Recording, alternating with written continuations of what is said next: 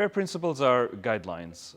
Often there are ambiguities and a wide range of interpretations possible within FAIR. And that is one of the reasons we see different uptake in different research communities. So the challenge for us is to understand the context and the use case better. We'll need to build some new core assessment criteria within our consortium for data and model quality. However, at the same time, we need to make sure that we bring together stakeholders to build on existing approaches and expertise without reinventing the wheel. BioDT can be a vehicle for how domain and infrastructure and solution experts can come together to implement FAIR principles. And we can do this within a multidisciplinary framework for digital twinning and for biodiversity data. I, along with our Work Package 5 members, will be focusing on FAIR and FAIR digital objects as interoperability layer for different types of data and integration with LUMI. We are also envisioning actionable and modular approaches to FAIR data and FAIR implementation that not only can help us,